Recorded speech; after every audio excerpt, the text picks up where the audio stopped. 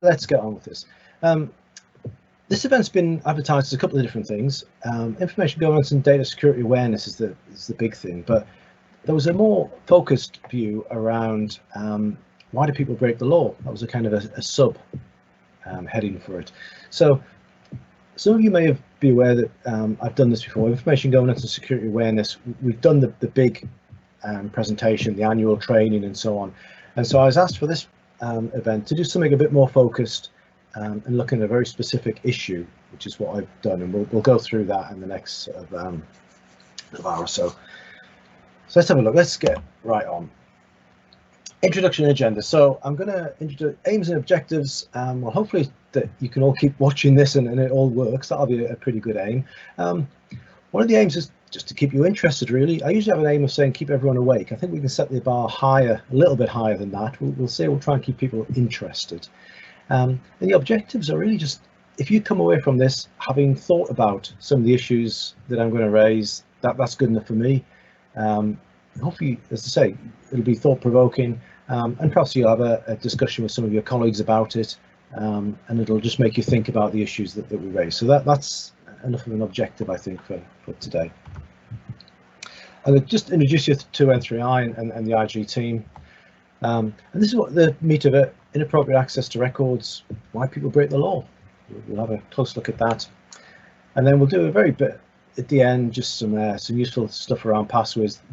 The two main things that you guys can influence around the security of our overall systems, networks, all that sort of stuff. One of them is passwords, and there's a couple of little things on cybersecurity, not clicking on links and that type of stuff. And they're the two big things that we need you to do. So we'll just quickly mention those. Right, moving on. Okay, this is this new company called N3I. We started on the 1st of April. Contracted by the CCGs and the four Humber CCGs in this area to provide services to you guys across primary care. Many of us were formerly in the Embed, which was the previous organisation, and going back to the CSU and PCTs and bygone days. So it is very much an experienced team that we have that have come through various different iterations of organisational change across the NHS. N3I is, however, a brand new company, parented by a company called the One Point, who, as you can see there, are based in the same building as us, a technology company based in Hull, and CHCP, who you'll know are a clinical service provider across Hull as well. We've got approximately 45 staff. The ones you see, mostly the field-based IT engineers, guys who come along and give you new computers and fix stuff. We also have a training and support team. These are guys who will tell you how to use EMIS and System 1 if you're stuck and that type of stuff. We have a couple of guys who do project management things. We have our service desk, which is manned all the actual hours, but most of the times that you're going to need it, including Saturdays and Sundays. And that's the main point of contact for us. Any queries or issues about any of the stuff we have on here, pop it through to our service desk. We've got a registration authority that run the NHS Smart Card service. That's something that I manage, along with a clinical safety specialist who can provide all bits of information on clinical safety. And that's it. That's the smart cards. We provide all of those out to you. So any queries around any of that stuff, through our service desk. Pictures on here. The one on the bottom right was the one I just wanted to show you. I nicked out of Google Maps. To show you where we are, not that you need to know, because you never have to actually come to our building, but it is a nice new modern building there, and I just like to show it off. So as you come over the Humber Bridge, if you're heading to the north from the South Bank, come over the Humber Bridge, the first big roundabout you get to, take a left, and that bottom right hand picture is what you would see. You've got a brand new business park over on your right hand side, and that first white building is the building where we are. If you look to your left on that picture, where those trees are, they're not there anymore, and that's that new massive Porsche garage. So you've got a big Porsche garage there and the new business park on the right. If you look at that white building and then look at the picture on the top left, that's the other side of that building, which is the main entrance to where we are. And we have the ground floor and there's a conference room and other sort of bits and pieces on there. So that's where N3I are based. As I say, don't suspect you'll ever need to go there, but next time you drive past, you'll be able to say, I know that's where an IT company are based. They provide us all our stuff. Okay. Moving on, information governance team. So this is what I do, myself and Melanie. This is the bit of the puzzle that we provide. We've both been doing this for many years now. It's almost scary to think quite how long we've been doing it. I ended up living here, having left the Royal Air Force in 2001, and started this job based in Brig, where pretty much I was based all the time until I came to the new M3I offices on the 1st of April. But it also changed the way the NHS reorganisations have changed, but predominantly doing essentially information governance job over these years. And I'm assisted by a colleague, Melanie Mason, who works with me.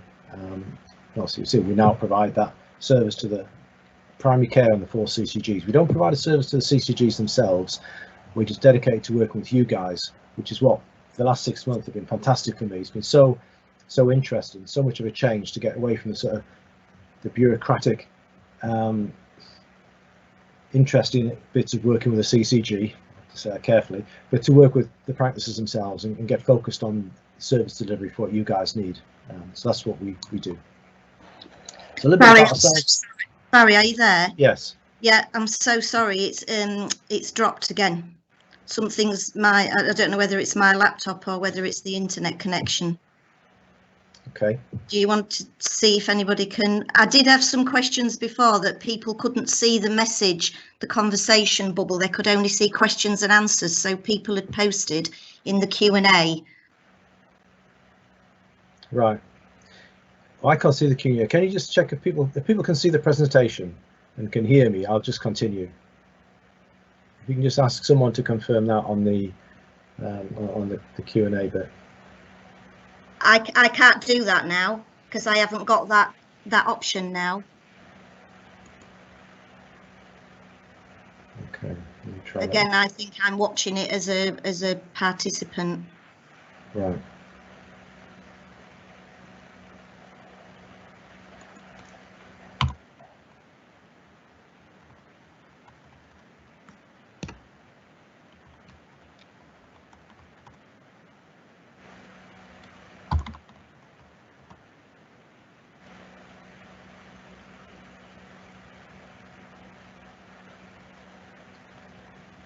Okay, well, it seems, I mean, from what I can see, it seems to be working, and I can't, I can see I'm getting a few thumbs up from having asked that question.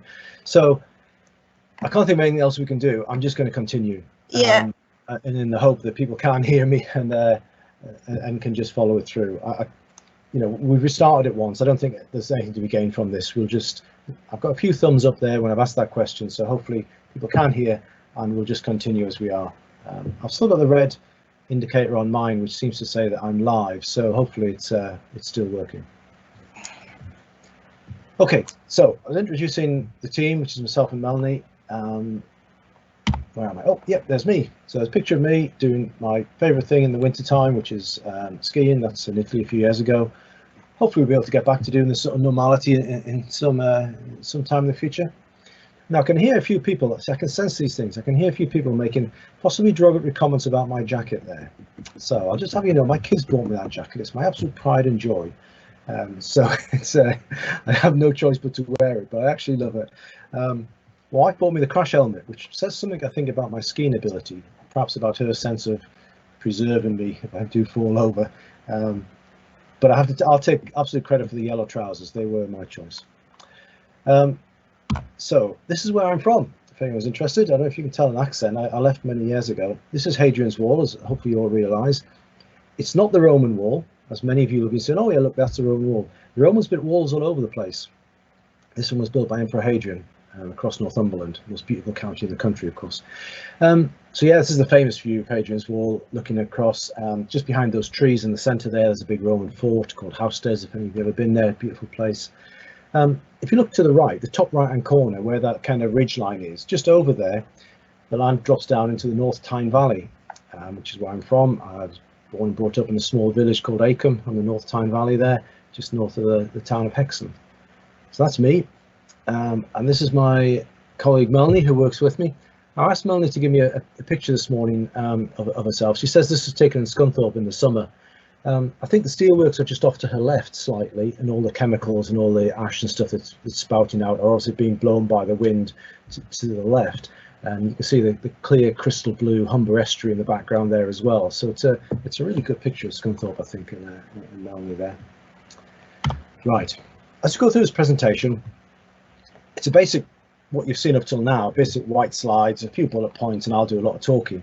But every now and then we'll hit one of these red slides, and that'll be really, really important. So if you're with your colleagues at this point, wake them all up, say, right guys, put your teas and coffees down and listen to this bit, because there's a couple of slides here where it's the real must-dos, must-don'ts. These are the bits you really need to focus on. So there's only a couple of those as we go through. Why do people break the law then? Do people break the law? Does it happen a lot of the time? Who does this? Okay, it's breaking the law. Why do you do it? Lots of reasons here, lots of things we could think about. This could be a whole university course around philosophy, couldn't there? A module, I suspect. But let's try and focus on a couple of things. Why do you do it? Well, here's a thought. You've got a car that's well capable of doing it. Almost any modern car now will be able to drive over 100 miles an hour. Why do we sell cars that do that, that allow us to break the law? It seems a bit odd, doesn't it? Could the government stop this? Well, the government put out 70 miles an hour is the absolute maximum on any road. So the motorway is the main road, so no one should really drive over 70 miles an hour. They could quite easily pass a law that required manufacturers to put a speed limiter on at 70 miles an hour to ensure that we didn't break the law, but they don't. They choose not to. The other thing they could do would be to put these little black boxes, like kids who just passed the test have to have in their cars. And then they could check them every day, and if you've driven over the speed limit on a certain road, you could get an automatic fine through the post. But they choose not to do that as well. So are they encouraging us to break the law? We're certainly giving plenty of, I wouldn't say incentives, but there aren't too many disincentives there, are there? So we do break the law, and people break the law all the time. Stealing money, this is, I'm told, and I'm going to skip past this one, but I'm told that's the most common reason that people break the law, financial issues. So, accessing medical records without authorization. Let's just be clear what we mean by authorization here. So, at the GP practice you work at, you will have the ability to access any of the records that are there. You have, I don't know, patient list of 10,000 patients. When you log in, EMIS System 1, you've got your patient cohort, but it will be all the patients at your practice. So you've got the ability to access all those patients. You don't have the authorization though. Your organization, your practice, requires that you only look at those records that you have a justified reason to look at, that you have a work reason to look at. You can't just look at records without that reason, and that's the authorization. Okay, so you can't access medical records without authorization, and if you do that, it's actually breaking the law. Okay, now you're thinking, really, what law is that then? What law tells me that I can't look at a medical record if I haven't got authorization?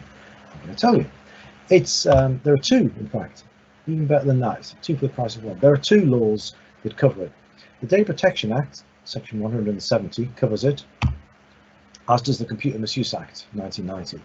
Now, clearly, if you look at a paper record inappropriately, you pick out someone's Lloyd George note and you read through that, then that would need to be covered by section 170 of the Data Protection Act. If you access a record inappropriately without authorization on a computer system, which I guess is the majority of types of access that we do, then essentially either of these acts could be used because the offence would be the same for both of them. And I'm just going to briefly go into the actual offences now as well. Just I think it's worth knowing this, so we're absolutely clear what the law says when we're talking about breaking the law. So the Data Protection Act, section 170, says unlawfully obtaining personal data. Section 1, it is an offence for a person knowingly or recklessly, subpara A, to obtain or disclose personal data without the consent of the controller. Now in this case, the data controller is the GP practice. So the practice has said already, we've just mentioned this, that you're only authorised and allowed and consented to access records in the process of your work, if you like. You can't, even though you've potentially got the ability to look at another record, you can't if you don't have that consent, that authorisation. Some of the legal terms are a bit a bit oldie worldier as they tend to be, because this is the actual wording of the act itself. That's where you get your knowingly and recklessly and therefore or art thou and all that sort of stuff. But you get the meaning of that. Subpara B then says to procure the disclosure of personal data to another person. What that means is you can't ask someone else to do it for you. So if there's a record you want to access that's not appropriate, you can't ask a colleague to do it, because not only would they then have committed the offence of para A, you would have committed the offence of para B. And then paragraph C says, after obtaining the personal data, you can't retain it. So that's absolutely clear. It's an offence under the Data Protection Act to knowingly obtain personal data of someone, of a record that's not authorised for you to look at. Misuse Act, in some ways, is almost more straightforward. It talks about unauthorised access to computer material. It says a person is guilty of offence if para A causes a computer program to perform any function with the intent to secure access to any program or any data held in any computer to enable such access, blah, blah. So that's saying if you go onto a computer and click on EMIS and then click on the patient record, you are getting that computer to perform the function with the intent to get access to the data that's in there. Para B, the access you intend to get is unauthorized. We've already covered that. We know it's unauthorized if it's not part of your work processes. And at the time that you did that, you knew that that was the case. So clearly you do. You know which records you're allowed to look at and which ones you're not. So this is the knowingly element of the offence. Okay. So two very specific bits of the law here that cover accessing records inappropriately. Okay, moving on a little bit. So the motivation here then, what motivates people to break the law? Why do we do it? We mentioned before. So money we mentioned. Is money ever come into it when we're talking about accessing people's records inappropriately? It actually does. I'm going to use quite a lot of examples through this, as I should kind of caveat that at the moment, at the start, and say where I'm using an example is because it was in the public domain. And this is quite important because later on I'll talk about how we often think these things don't happen, and it's fairly infrequent for us to hear about the ones that do. Actually, it's way more frequent than you think. But all the stuff I'm talking about here, anyone who I name as I talk through this, their names have been in the public domain, usually because they've gone to a court case, which in a court case, it's fine to talk about things because it's been discussed in open court anyway. So money can be a motivation to access records inappropriately. We're going to talk in a moment about the Sir Alex Ferguson case, and I suspect that money, although it wasn't proven, may well have been a motivation behind some of the people who looked at his record there. And that's looking at the celebrity record. So this is a common theme that a lot of hospitals, certain A&E departments frequently come across, where you get someone who'd be classed as a celebrity who comes in, and there's straight away, do you see who so-and-so's in here? And there's that bit of gossip, perhaps. Someone knows someone who's come in. Now, I'm fairly sure that that's what's behind the Alex Ferguson case that we'll talk about in a few moments. But money can also be in as well. I've seen it in other cases. And the one I'm going to talk about, because one I was involved in, was just after I'd started here working in the NHS. I was based over in Grimsby. So it's going back to around 2001. And it related to the Soham murder case, which I'm sure you'll recall. And the two people involved in that, Maxine Carr and Ian Huntley, you also may remember, were originally from the Grimsby area, North East Lincolnshire, and they'd moved around a little bit there. But then they'd relocated down to Soham, where obviously the crime occurred. You'll recall that they were in the press. Their names were in and about. I think I recall Huntley was the caretaker and so on. So their names were mentioned, but then all of a sudden they moved from just being talked about to being suspects. And at that point, back up in Grimsby, a number of people looked at their records. Now, it happened over a period of a couple of days, this change. I was involved in looking at the records that had been at various different GP practices and securing them so that people couldn't look, but also we could see the audit trail to see who had looked. We found quite a few people had attempted to look up into their records, their previous history from in the Grimsby area.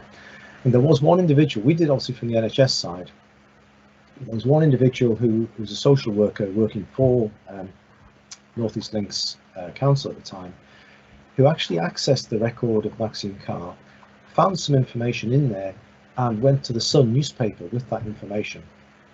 Obviously motivated by money at this point.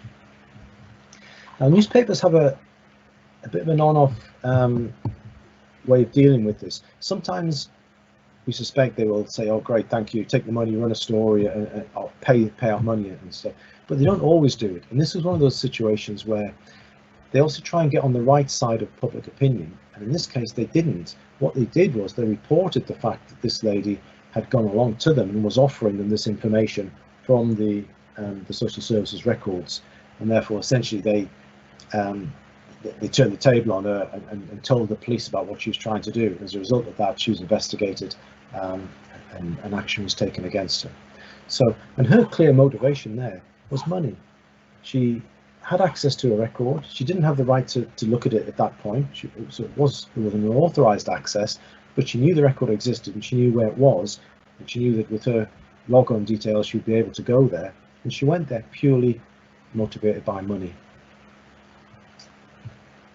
Okay, this is a difficult one, I'll be honest. If the motivation is around your own family's health and welfare, it can be a difficult motivation to deal with. All I would say is, and I'll say this again when I've gone through a few examples, is the best way at this point, if you feel this is a motivation, will be to talk to someone.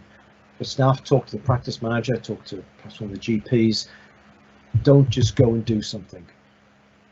Now, the examples, I've got a couple of examples here. One of the things, when I talk about family health, it means your own record. You're legally not allowed to look at your own record. Now, you're all sat there thinking, that's ridiculous, I'm allowed to have my own information. And you're absolutely right. Data Protection Act gives you the legal right to have access to your own information. However, you have to follow the proper process. And I know this sounds, it almost sounds ridiculous, but there are very good reasons why. And it's a legal requirement that you do this. So although it's, the legal reason will only apply to a tiny fraction, and probably none of you out there anyway. However, you have to follow the proper process because the legal requirement is on the practice to check your record before it's released to you. So they have a legal requirement to check for certain types of information because there are certain things that can be withheld.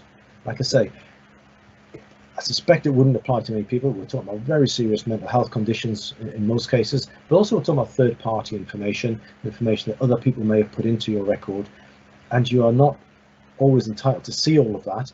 And there's some things that the practice are on a legal duty to redact before they provide you with that information, your information. Therefore, you can't, if you're registered at the practice where you're working, you cannot just look at your own record. Okay, that's quite a clear one. Like I say, if you have issues with this type of stuff, the person to speak to will be the practice manager. I'm sure they'll be able to work through the sort of issues and the queries that you've got. We have come across a couple of incidents recently where staff have looked at family records. One in particular recently where someone looked at the essentially chasing up, I think it was her mum's blood tests or some test results that they were waiting for, so that the member of staff used the system to go into her own mum's record and sent out some requests to try and hasten these things on. Again, I appreciate the motivation, but you can't just do that on your own volition, if you like. You have to go through the correct processes. And the other one, going back again a few years now, that brings to mind at this point, is that we had a case in Grimsby. It all seems to be in Grimsby, doesn't it? This is, you know, when I'm talking to people in Grimsby, I always say, oh, this happened in Hull, or if I'm talking to people in Hull or something, I'll say, oh, this is in Scunthorpe or whatever. So I'm going to pick on Grimsby today. And it was at a practice where the practice had a lady there who was employed, had a daughter. Her daughter came home one day and said, I've got a new boyfriend. We're in the late teens type age. Mum meets the new boyfriend and thinks, I recognise that guy. I think he possibly comes to our practice. I think he may be registered there. And something was kind of troubling her, I think. So she went and looked at his record, saw that he had a history of drug abuse, went home that night, told her daughter, and, well, things escalated in a rather inappropriate way. You can possibly imagine the fallout from it. But the reality is that was inappropriate access. Even though we understand the motivation, it wasn't the right thing to do. So motivation here can be difficult because staff often feel they've got the motivation there, but there are processes that have to be followed, and you have to follow them. It's really, really important that happens. And I've seen a couple of cases just this year, as I said, where things have gone really quite spectacularly wrong because people haven't done this. They've just gone ahead and, believing in themselves that they had the right motivation, they've just gone ahead and done accessed records, and it hasn't gone well, to say the least. Idle curiosity. This one drives me mad.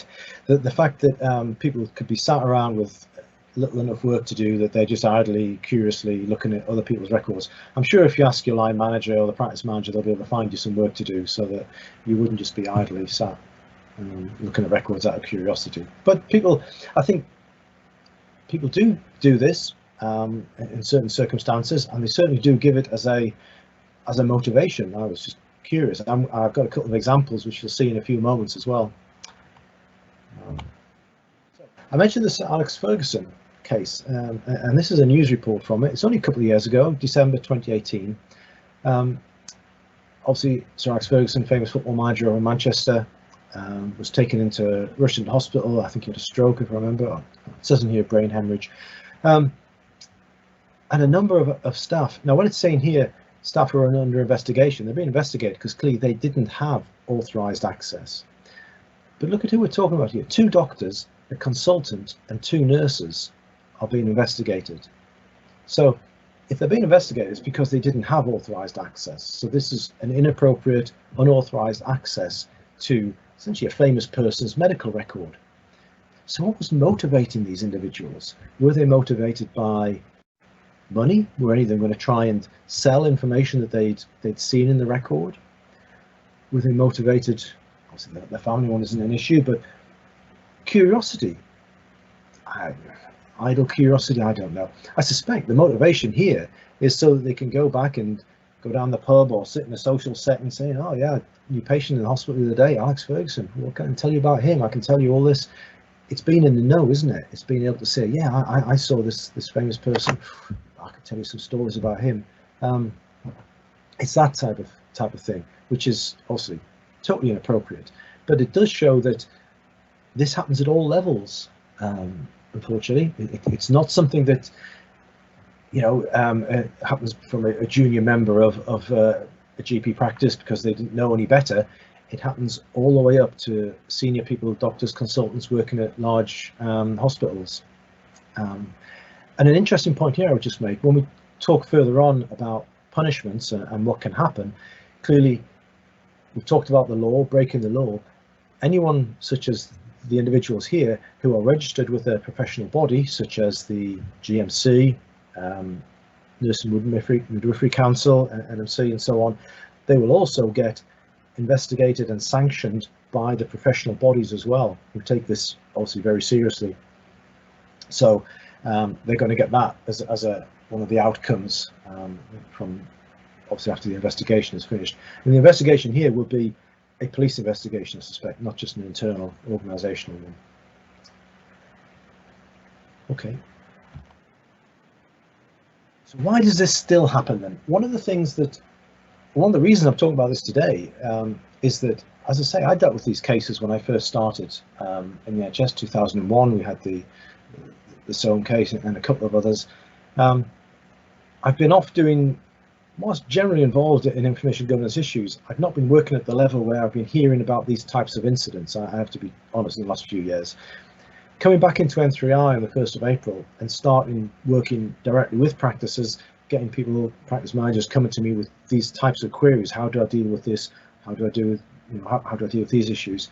I've been, I wouldn't say shocked, it's taken aback, I think, by the number of incidents of this, of inappropriate access to records by staff at practices. And I think, and I don't want to be, I'm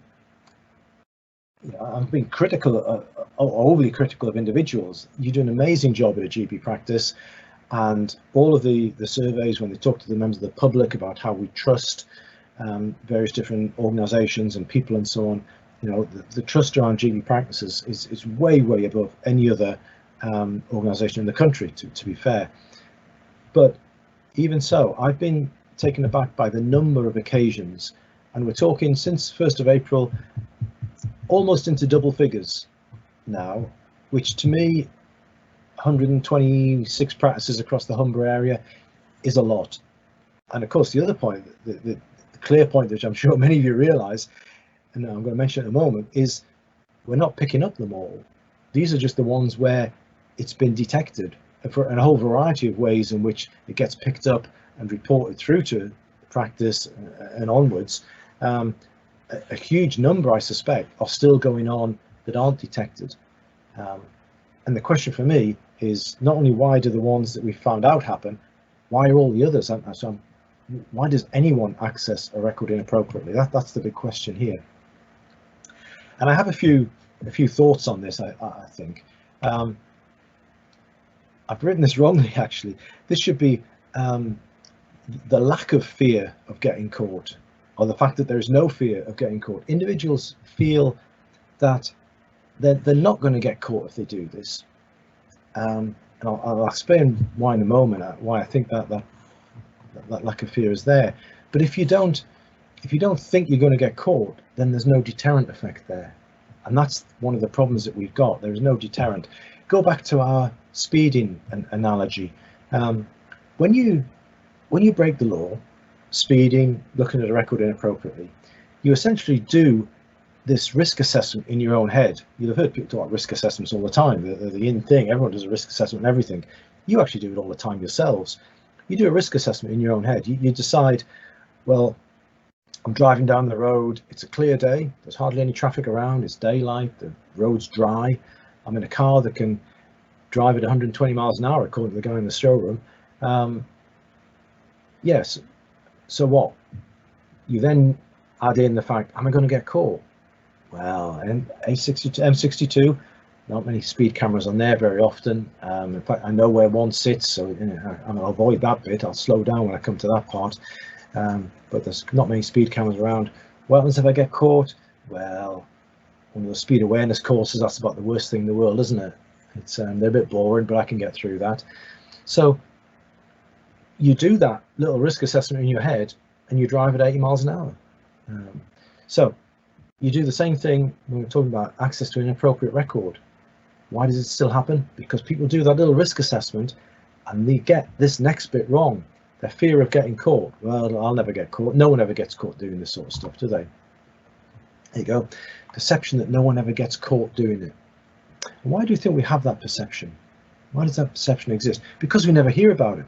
Do any of you out there ever know anyone who was being caught looking at records inappropriately and who was possibly dismissed or had action taken against them?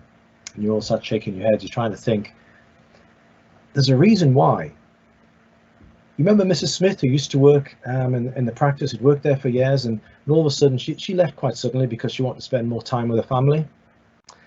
Or Mrs. Jones, that new lady who came in to work on the reception, she didn't last very long. She didn't like the job, it didn't suit her very much, and she just quickly left. Yeah, see where I'm going with this? People do get caught. It happens all the time, and we get action taken against them. In most cases, people get dismissed from a practice. It's classed as gross misconduct. But we don't go telling everyone about it, do we? We don't make a big fuss about it. We don't. So we just, and quite rightly, at the initial point, we have confidentiality around the allegations and around the process up to the point at which someone's dismissed, and then they just leave. And as I say, we probably don't even talk about it.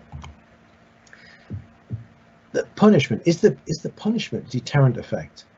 Well, if you don't know actually what the punishment is, then it can't be, can it? What happens to people who get caught looking at records inappropriately? I don't know.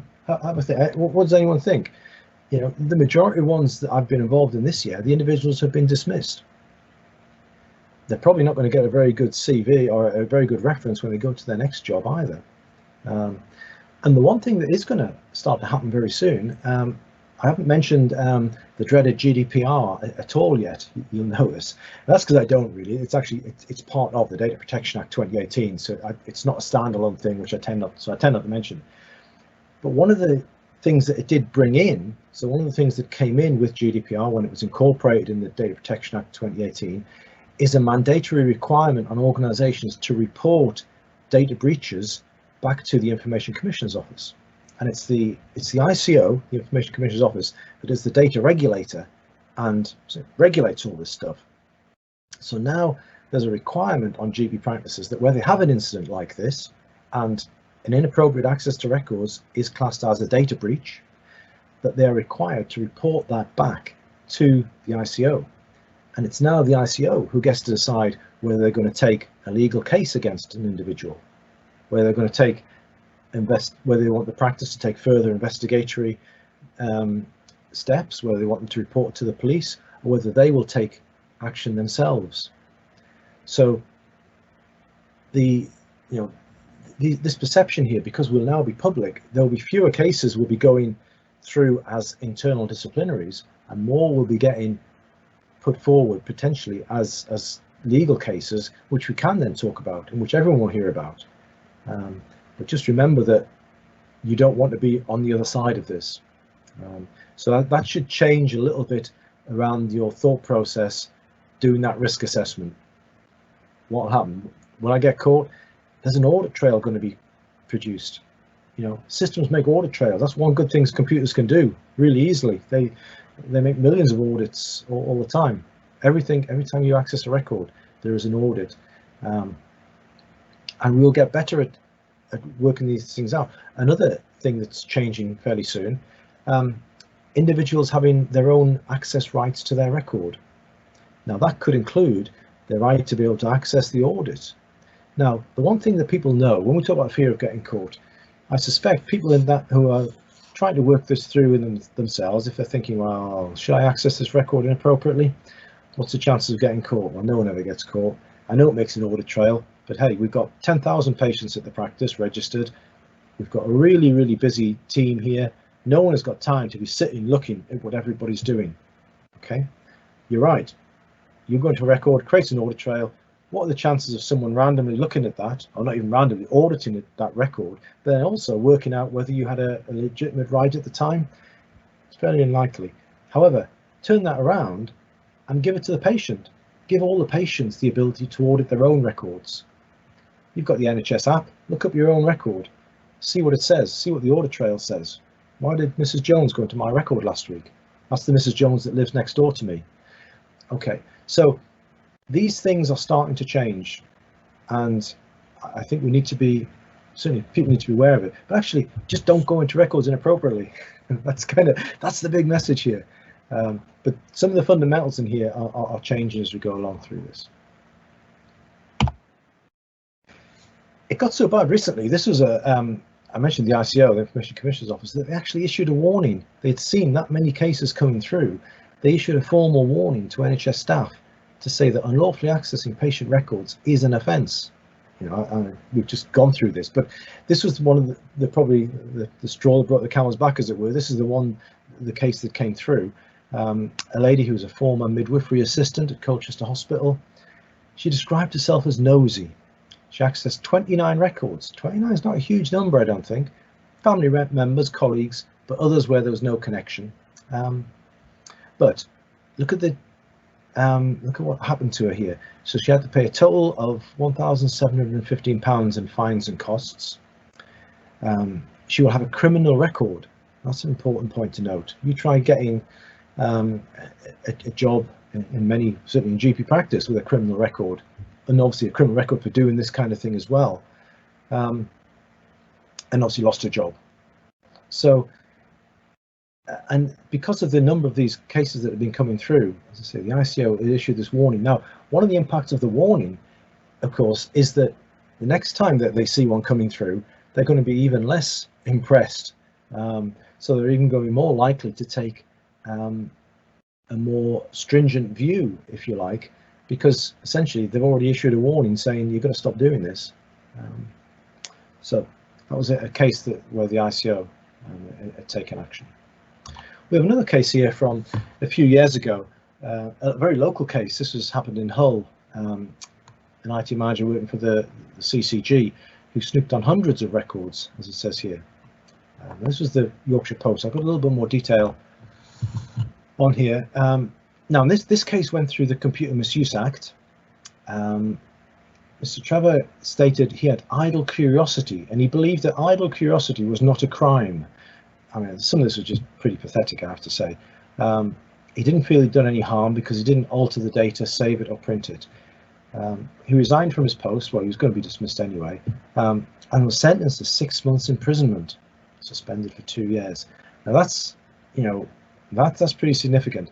There were 413 patient records that he accessed, and these were in GP practices. He was going around doing random audits of patients, and one of the practice managers became suspicious about what he was doing. So this is the Computer Misuse Act in use. The one you saw before was the Data Protection Act.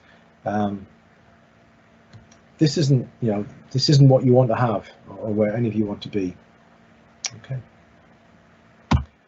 Right. It's all been a bit doom and gloom. I apologise for that. We'll get onto some little slightly less stuff in a moment. But here's one of our red screens. So wake everybody up. Listen in, guys. This is the important bit. I'm banging on the table here. You can't see it, but I'm banging my stick on the table. Right. Listen to this.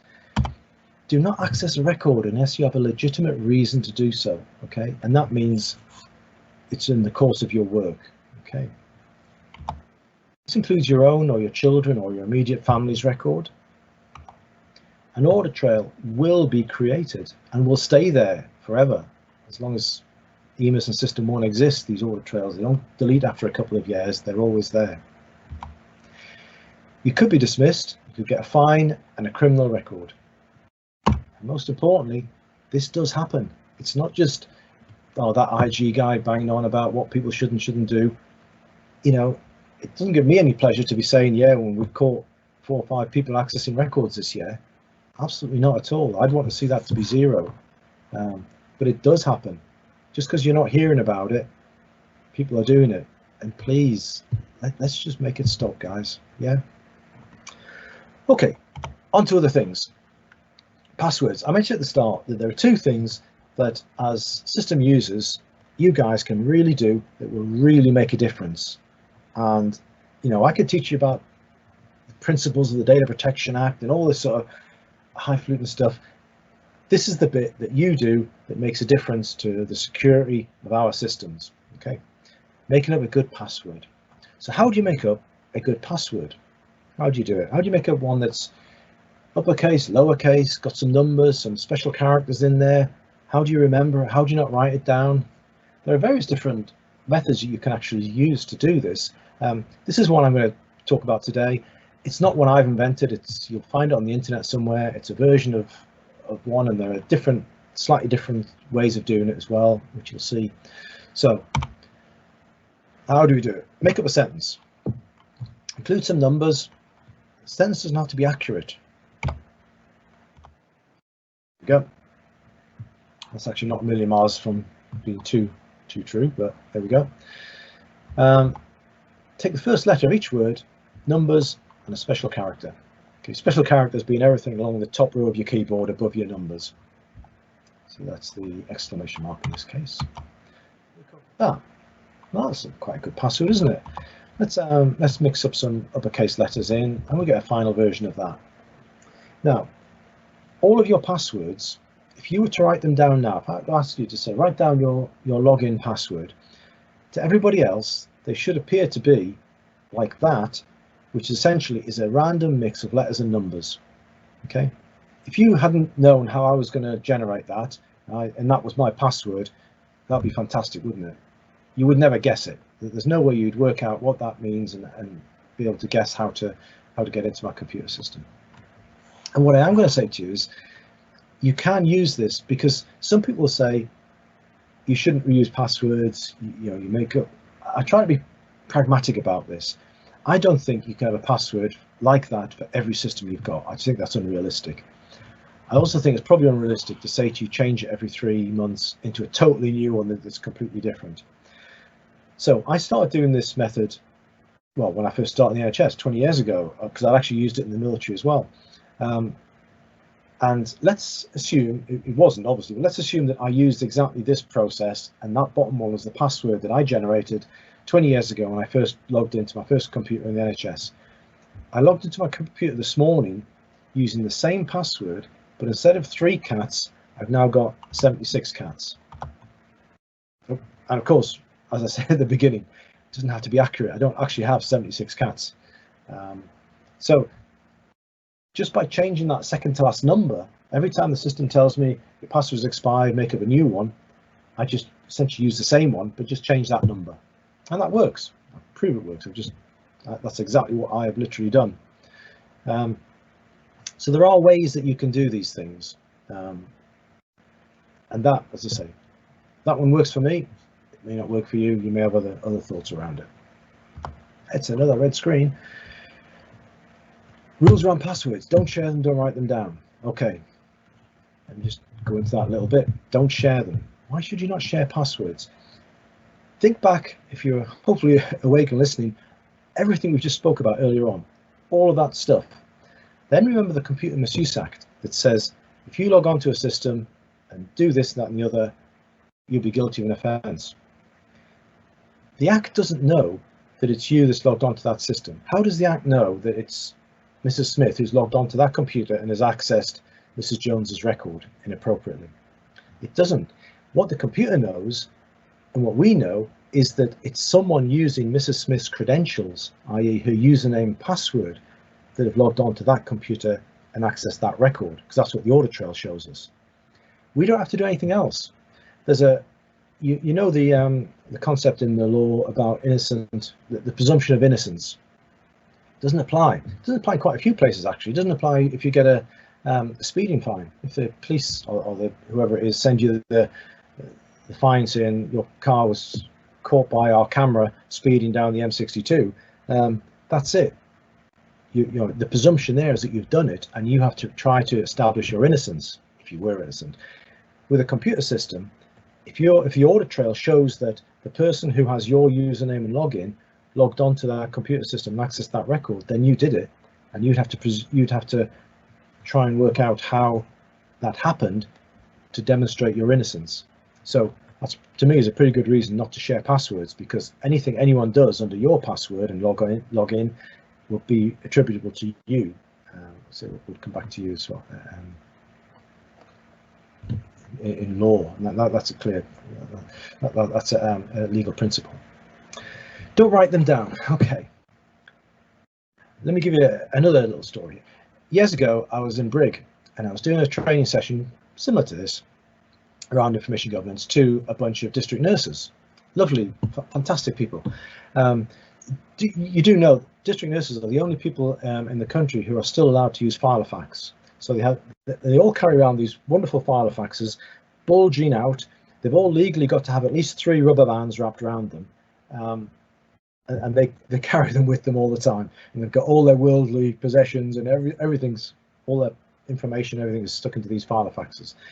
And one lady would say, I just can't do this whole password thing. I just can't do it. And she opened up the file of fax, and she opened up to letter P because she had an index bit on it. And on the letter P was at the top of one of the pages written passwords, username, login, system 1 login, and written out in clear, just as clear as I've described them there on this page that was titled passwords. So I said to her, yes, I understand that. I'm pragmatic. I've got lots of passwords as well. So trying to be as understanding as I can. We can be cleverer than that, is what I was trying to suggest. That if you have to write a password down, don't put it in a page that's marked as page P on your book. Don't title that page passwords, and don't write my network password is, and then write it down. As with the post-it notes on here, you can be cleverer than that. You don't need them to say exactly what they are if you feel the need to write them down. The same applies to PIN numbers. So you think about PIN numbers. my mum, bless her, I'm sure like all mums, my mum has a picture of me in a purse. She loves me that much. She has a little picture of me taken many years ago when I was a youthful military chap and good looking and handsome and all that sort of stuff. My mum, I'm sure, shares it around her friends and says, "Oh, here's my lovely son." And on the back of that little picture, she has Barry's mobile phone number, and she has this number written on there. Of course, that number isn't my phone number. The last 4 characters of that number on the PIN number to the new Visa card she was given 10 years ago. She said, "I'll never remember that number. I'll never remember it." So I told her this idea, how she could write it down, but don't write it down in your purse in a way that says, "This is my new Visa card number." You know, we can be cleverer than that. If we have to write them down, at least give it some thought. Because remember what we're protecting here, guys. Passwords are protecting your family's information, my family's information, my children's information. You know, these are important things that we're sharing, that we're protecting here. So give some thought to passwords, please. Okay, the other thing, so I mentioned the 2 things that you can do, passwords, and the other one is phishing emails. On the left here, you've got 2 emails. I'm sure you see these. I get these things all the time. My NHS mail is going to be deleted. My mailbox is oversized, blah, blah, blah. We can all see what they look like. We all recognize them for the nonsense that they are. Just delete them, please. Just delete them. The NHS mail system stops millions of these all the time. And I remember someone asking them, "How many of these do you stop?" And you know, and someone's having a right go at the NHS mail people, you know, and saying, you know, we still get all these things coming through. And the guy at the time says, "The best way I could demonstrate to you how many emails we stop would be for us to stop doing it for a couple of days, and you would have hundreds of these things coming through." So be assured that they block as many as they can. That's why these messages constantly change and look differently, but they do cause problems. If anyone clicks on those links that are in them, it'll cause a massive problem for you and for our system. So please recognize them for what they are and just delete them. The same applies to the one on the right, which is one you may see probably more in your personal account. Netflix, or you see it from a bank or PayPal saying update your payment systems. Just delete them if you don't recognize them. Okay, and they're the 2 things. If you can do that with emails, not click on dodgy links within an email, and create good passwords, that'll be fantastic. That'll be a real big contribution to the effort in making sure that our systems remain secure. Last thing I think I'm just going to quickly look at here, NHS Mail. In fact, these 2 link together really. There should be no need now for any practices to be using USBs, basically your magnetic devices. Floppy disks, clearly you stopped using those years ago. CDs, DVDs, USBs, no need for it anymore. NHS Mail is now a secure mail system. Data can be sent securely from it to non-secure email accounts. So you can send your information out to your solicitors, back to your patients if it's a subject access request. You can go to their Hotmail accounts from a secure system. Even huge files, up to 5 gigabytes now, can be sent using the NHS Mail secure service. If you want any more information on that, please drop me a line and we can get that to you. But we really need to phase out CDs, DVDs, USBs. That the security risk behind using them is just too great, really. Use a secure system like NHS Mail, and we'll be far better off. All our data, all our systems have to be disposed. Not something for you to worry about, really, as long as you give our computers back to the engineers when you're finished with them. We have a proper disposal system. We have a contract with a company that does all of that stuff for us. But it also applies to the CDs. If you've got any of those kicking around, please send them back as well, and we'll get them disposed of. Lock your keyboard. Do you all know how to do this? Dead simple. If you're in a busy working environment, you want to step out, you want to get a cup of tea, coffee, but you don't want to log your whole system off, that Windows key and L, press them together, locks your keyboard instantly. If you're looking at something really sensitive and someone walks over to you and you think, okay, I'd rather they didn't see what's on the keyboard, just Windows L locks your keyboard. Dead easy. Breathe a sigh of relief. Any questions from anyone? Yeah, well, I'll probably skip the chat function bit. I do apologize for the technical problems at the beginning. I'm sure we'll sort it out. and work out. It's worked before. It's never done that before. They all say that, don't they? Myself and Melanie have done a number of these presentations before using this format, and it's never creaked and groaned like the way it did then. However, I apologise. Hopefully it hasn't. You've been able to follow through the presentation, and like I said, go back to the aims and objectives. Hopefully you've learned something from it. Hopefully you managed to stay awake, and hopefully there's perhaps something you want to discuss there amongst yourselves. If you've got any questions you want to ask, put them through our service desk, or email to myself directly if you want to do that, barry.jackson@nhs.net. And if there's anything you query about today, about what I've talked about, or about your future, or anything to do with information governance and security and so on, please just drop me a line and get in touch. Barry? Yes. Barry, I'm back. Yeah. I've been back for quite a while, and we've got a few questions in the Q&A. I don't know if you can go into it. It's particularly about the USBs. USBs are needed for backups, has come from somebody, and also the point has been made that GP to GP transfer of records needs to be sorted before we can stop using CDs. Okay, right. Let me do them separately. Let me do which one's the easiest one? Neither are easy. Let's right, GP to GP. Absolutely right. We've started off a piece of work on this because I asked some people recently about it, and what came back was that it wasn't working very well, and quite surprisingly, to the extent that it wasn't working very well. So we've got we're doing some work to gather some data and some figures on it.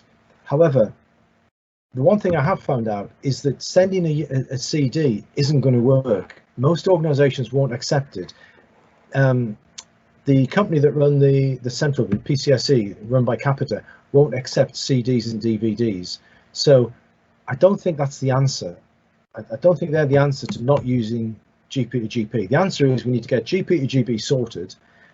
But even where it doesn't work, I think the answer is either use NHS Mail or something else potentially. I mean, the worst option is obviously to print things out, but the CDs are just too high a risk because the chances of either them not being encrypted, not being password protected, or the password getting separated from the CD and never being able to be matched up again, these are sort of things that happen. So in general terms, we should be phasing out the use of CDs, certainly for the GP to GP. But the answer is, I understand that it doesn't work very well, and the answer is to try and get it to work better, or use the NHS Mail system. To some extent, USBs are the same. I'm not sure why people do use USBs. As mentioned, backups. That's why I have a network to some extent. You should be able to back stuff up onto our network or onto our OneDrive systems. I'm happy if individuals want to email me those, because there may be. I'm not putting this as a blanket ban. It's not me saying you can never ever use them. As practices, you can, to some extent, you run your own risks and you take them. Our advice, or my advice, is that I'm happy to look at each individual case and and try and assess it and try and give you my best view on that. I just don't think that using USBs is necessarily going to be a good way forward. I've yet to see many times when it would work, and when it would be better than an email transfer, for example. And as I said, the big thing now is it was changed a few months back. NHS Mail can now email up to 5 gigabytes and securely to any address. So I think that should cater for most uses the practices will have. Okay, I can't see.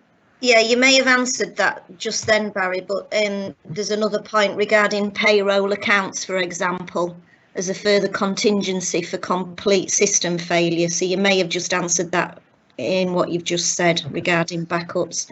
Yeah, I mean, systems should back up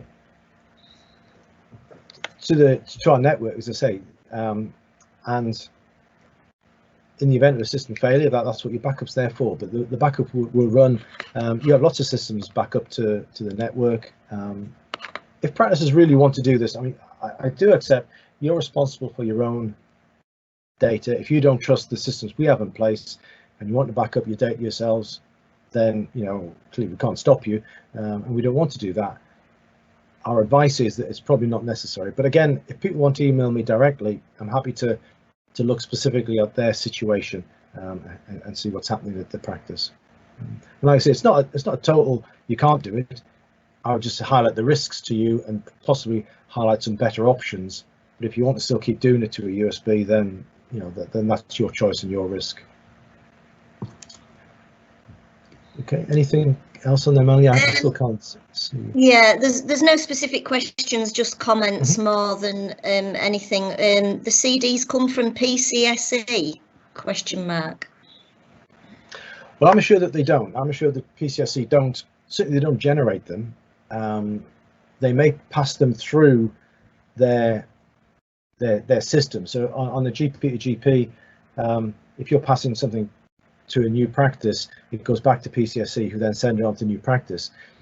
What I've been told by them, and I'm happy to, I've got it in writing, that they don't want to touch CDs. They don't get involved with that.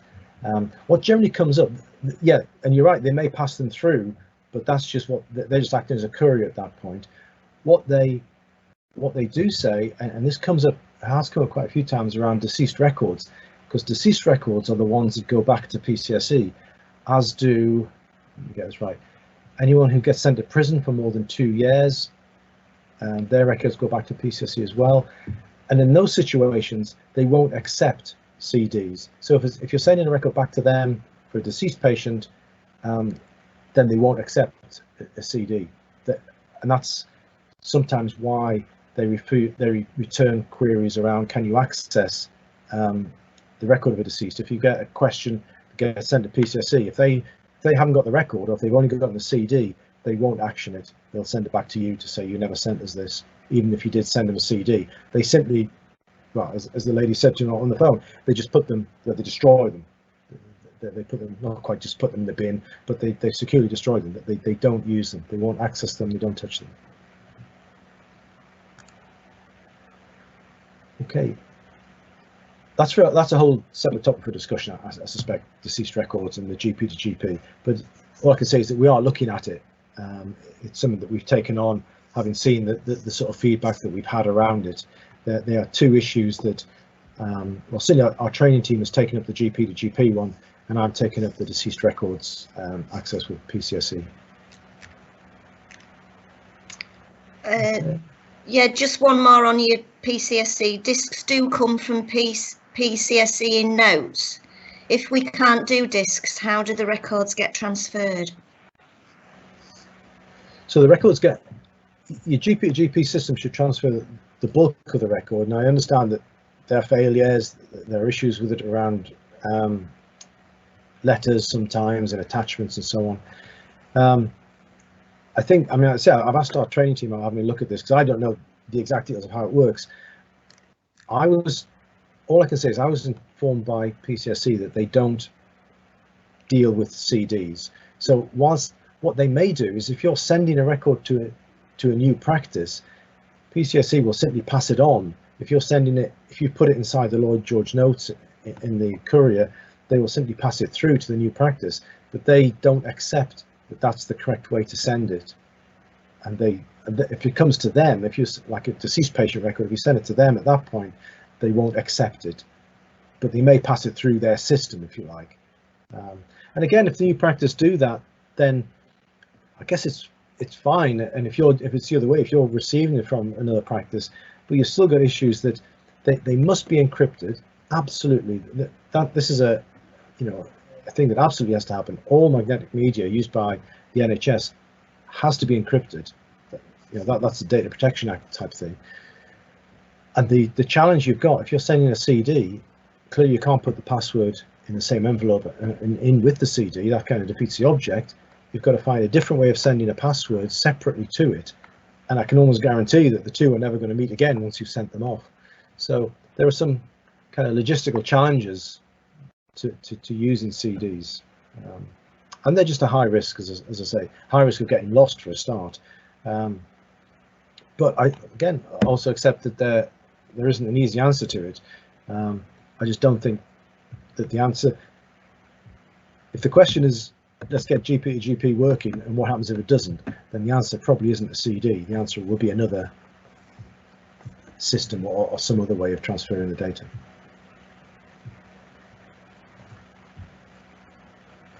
Okay, that's it, Barry. Okay. There's been no Right. more. Okay. Well, again, I apologise for the technical glitch at the start. I hope you were able to follow the presentation. I hope you got the main bits from it, and I hope you found it at least entertaining, at least interesting to some extent, and that it's perhaps generate some conversations or discussions around the practices. We'll call that a day. We'll all probably need a cup of tea.